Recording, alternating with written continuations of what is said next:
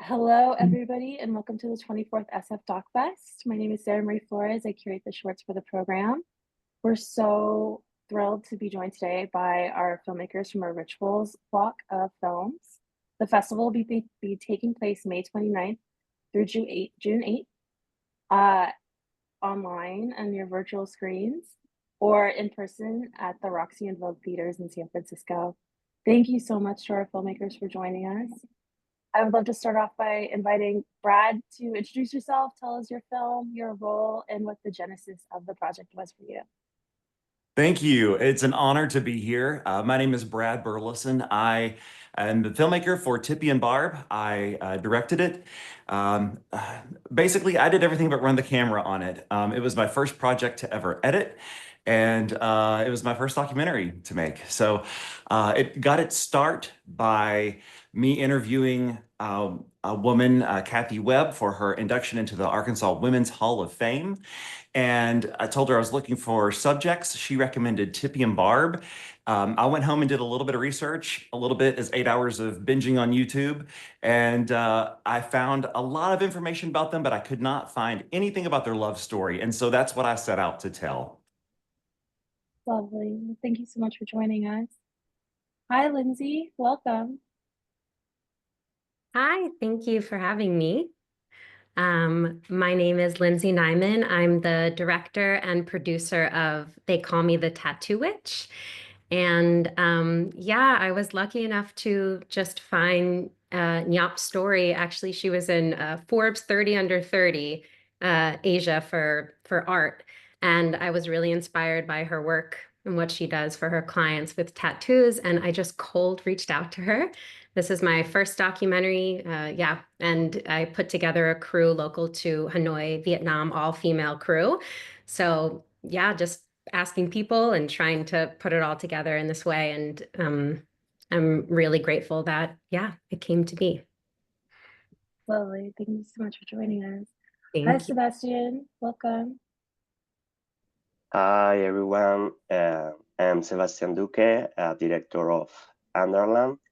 Sorry for my bad English, for that my friend Carlos Duque is here with me for help me, and thank you for this meeting. Thank you. Hi, Carlos. Hello, I'm Carlos. I'm the musician. I made the original music for Underland, the film of my friend Sebastian Duque, and I'm now the official translator as well. So the genesis of this project began with Sebastian. He's a very fan of small forgotten towns and their cemeteries.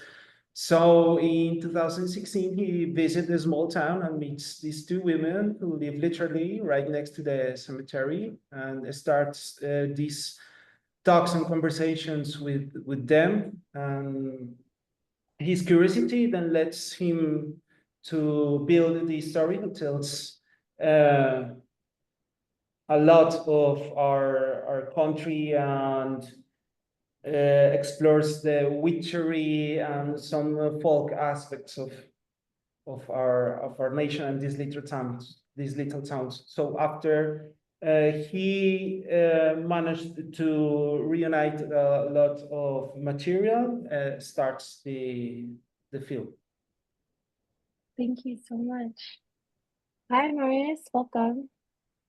Hello, I'm very happy to be here. I'm the director of Echoes of Saudade.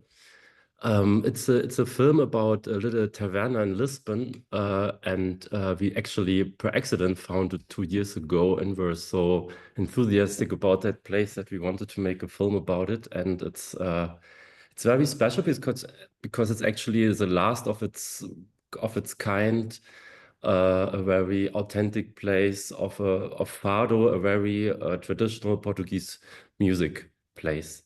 And maybe Marcelo, who's also in the project, can tell a bit more because he's actually from Portugal, so and I'm from Germany, so he can tell more about Portugal. Hi, Marcelo. Welcome. Hi, everybody. So, yeah, I'm from Portugal. I am normally an actor, but Marcos is also my partner, more than just a co-worker.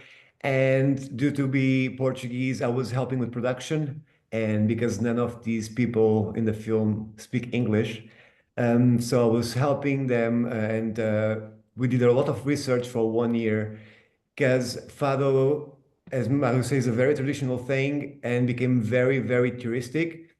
And this is about one of the last places where you have still the stray authentic Fado, but because of that authenticity, there is no funds of government. So they are disappearing, and that's why we got so touched, and we really want to help them. And hopefully this movie can somehow help people see what is disappearing from this beautiful country. So that was our mission. Yeah. Lovely. Thank you so much for joining. And last but not least, hi, Evan. Welcome.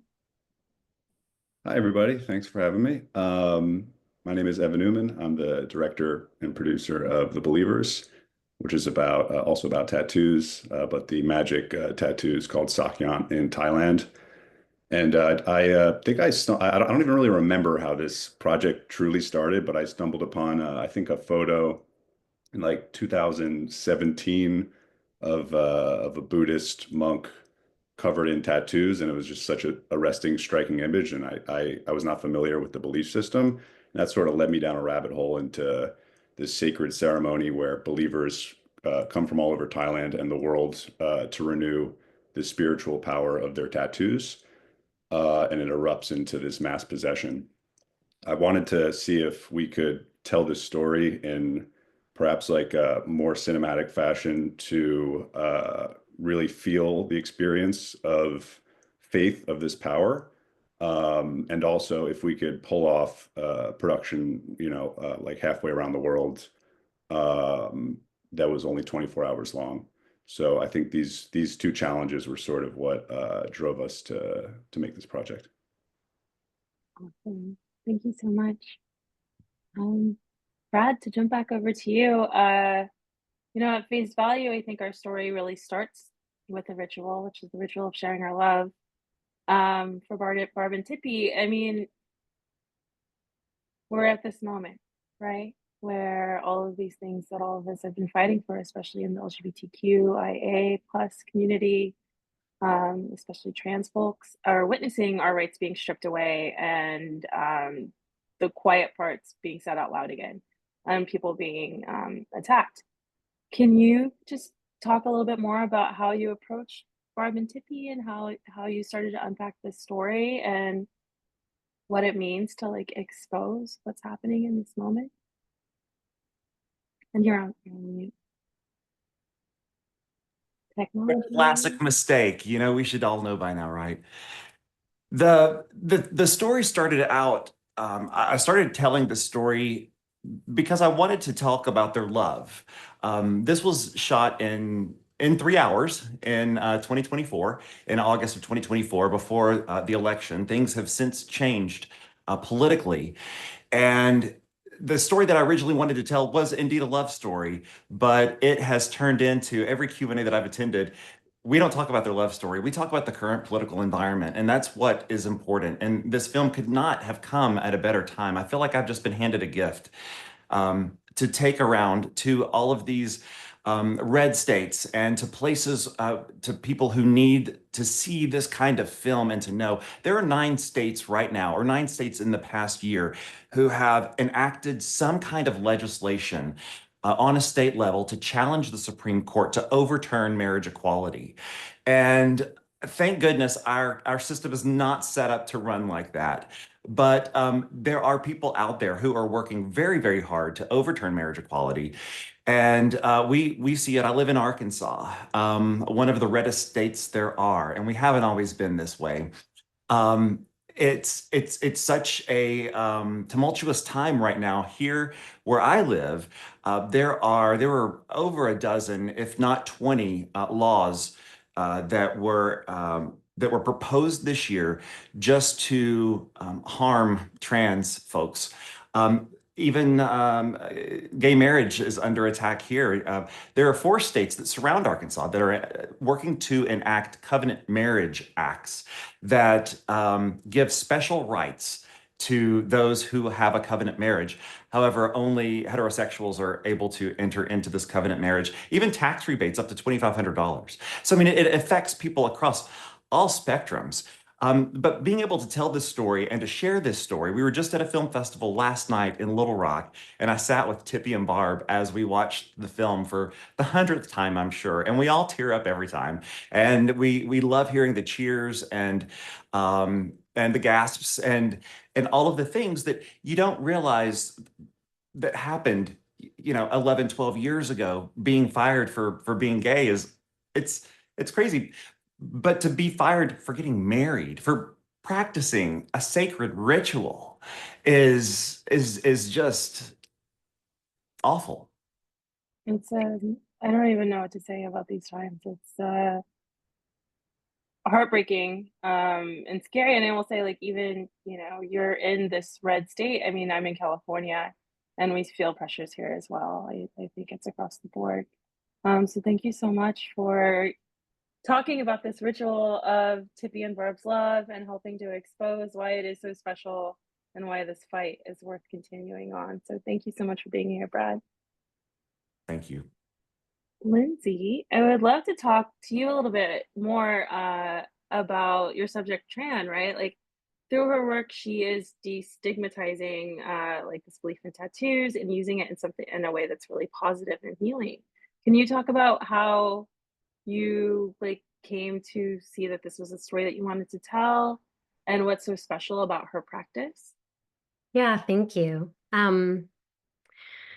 So yeah, I mean, the first thing I saw was her tattoos and her art, which is really beautiful and delicate. And then I learned about the story behind it. What's so amazing is that, yeah, in the north of Vietnam, in Hanoi, where she's based and where she's from, there's still a lot of stigma in general about tattoos, especially for women to have them and then to be a female tattoo artist. But what's so beautiful about it is that she's a tattoo artist, but she's also sort of a therapist because the work that she does is centered on scars. So she specializes in tattooing over scars.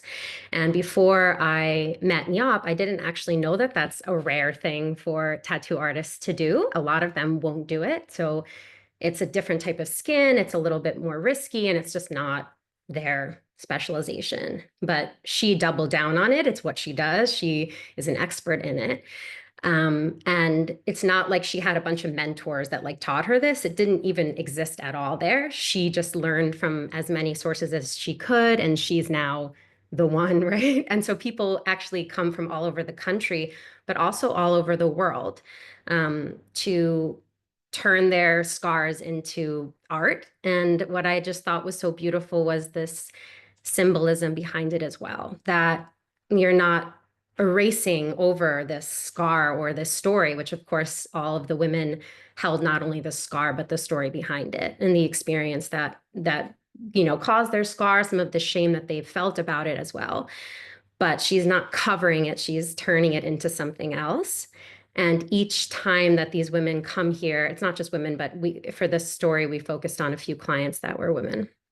That when they come to get this tattoo, it's a really healing experience. They are able to sort of move through a lot of emotions with this artist as well. So that's why it's this almost therapy, which is also interesting because in the region, therapy and mental health is also still emerging in a way and not quite as accepted as maybe it is in the West. So she's doing a bunch of kind of trailblazing stuff at once.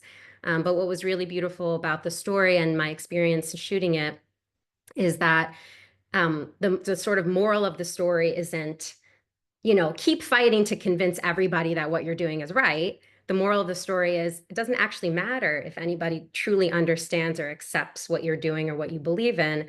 What matters is that you stay true to your values.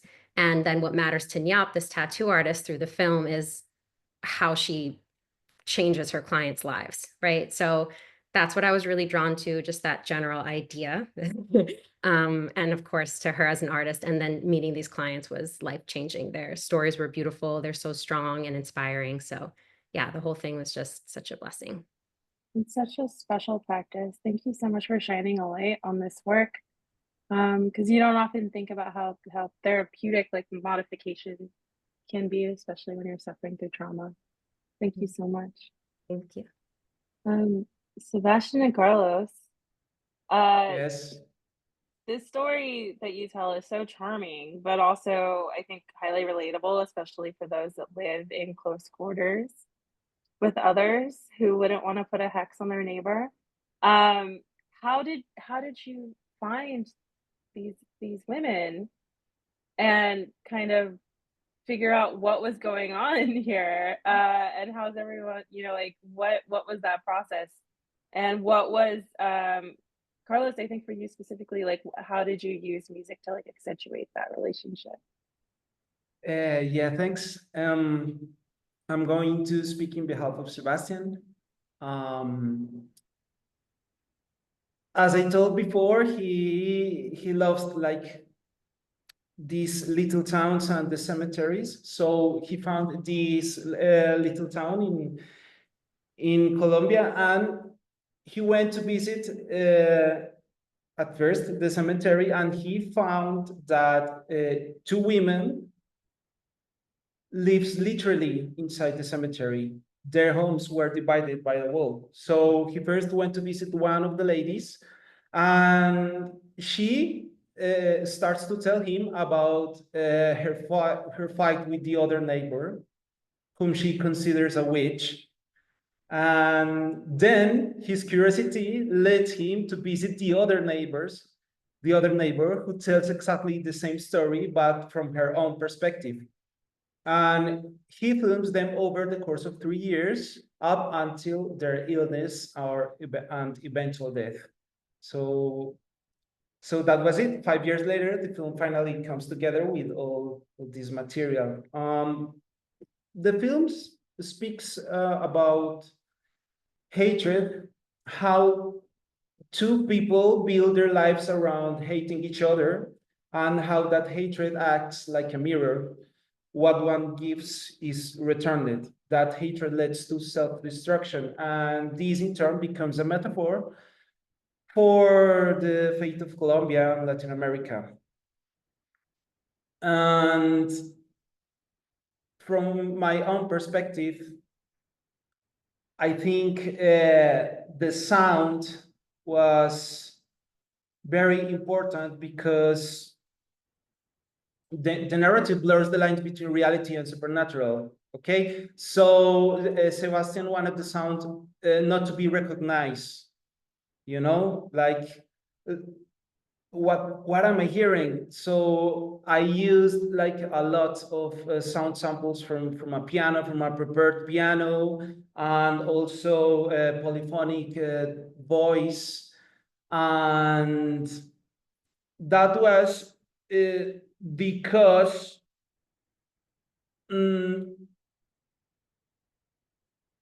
the image turns like to be rotten and filthy and dirty. So the music talks about the physical space in which these ladies coexist and how it becomes deep, dirty, and rotten as their words begin to fill with hate and superstition. That was it. It's so special. Thank you both so much. The film is beautifully constructed, and what an interesting story. Thank you very much. Thank you. For Marius and Marcelo, for Marius, I'd love to just talk about your visual approach to capturing the space, because it is so special, and the way that you captured the audio. And then Marcelo, like if you could expand a little bit on like why these spaces are disappearing and why culturally it's so important to preserve them. But Marius, we'll start with you. Like, how did you conceive the way that you captured this? It was actually quite challenging because the place is super small. There was not really a lot of space to walk around or really accompany all these people there and the singers. So the team, it was actually just Marcelo and me, and I was doing camera. And I had microphone on top of the camera, and I was before preparing to mics hanging from above. And then the idea was to be really to show this atmosphere of that place. So I didn't want to make it too fancy, too nice. I really wanted to have these war experience of sitting there like the audience is doing and really watching them and really feeling the vibe of this place, because the special thing is that you are so close to the singers and there are always coming new singers and they're singing with each other and everything is involved, and then the listeners are also singing, and yeah, I was trying to find a way to show that in the film, and I don't know if it worked, but I think it worked. thank You did a beautiful job. Thank you. thank you.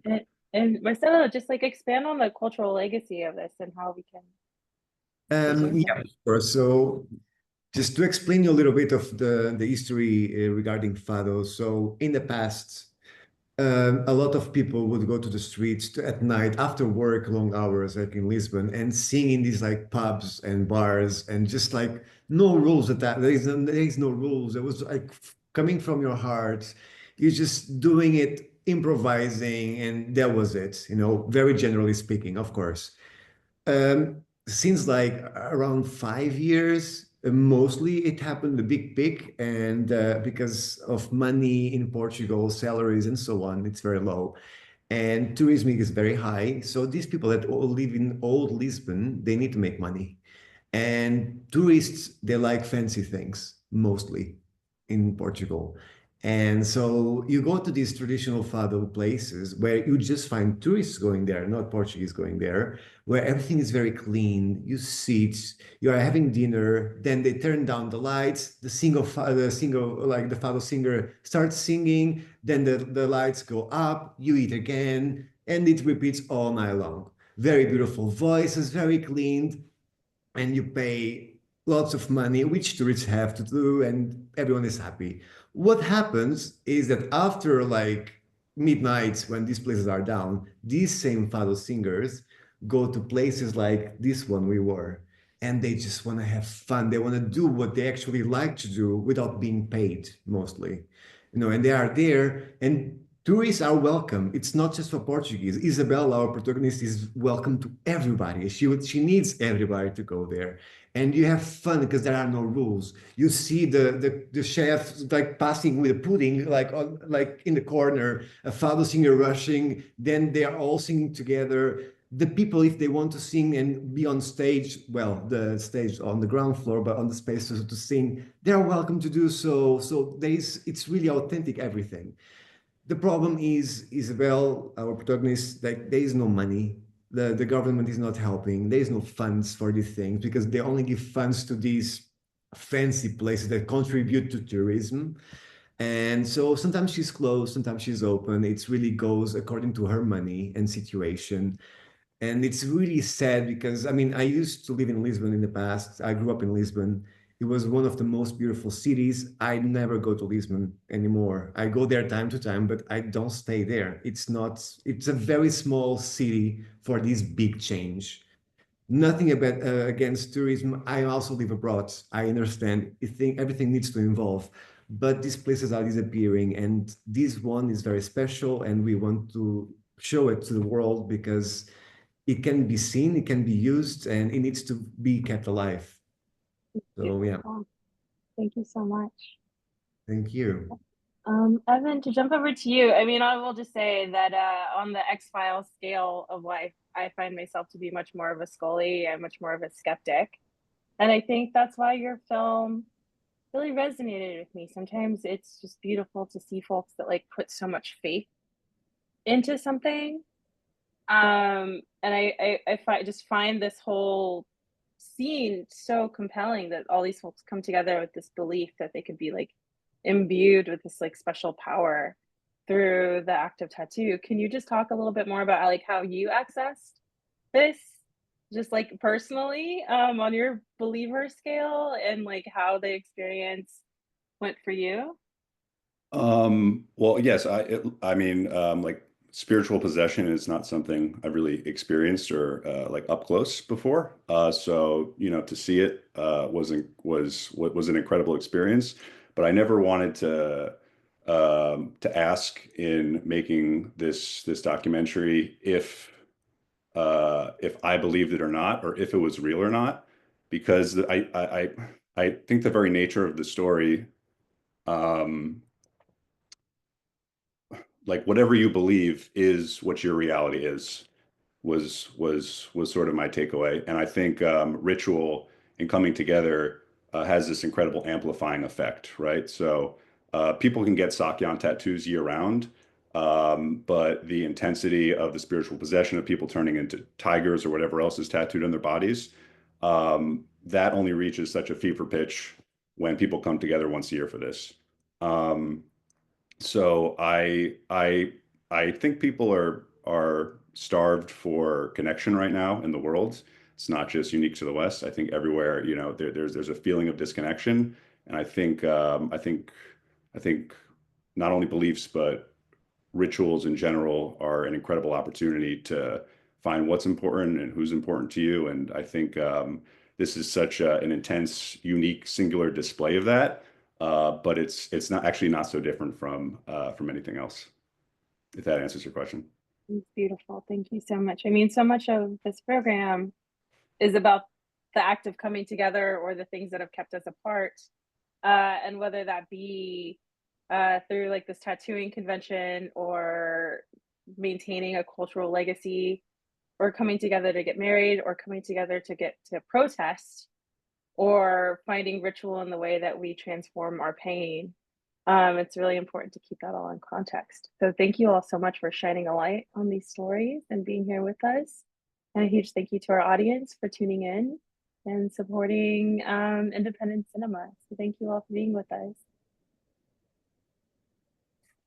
Thank you so much. Thank you.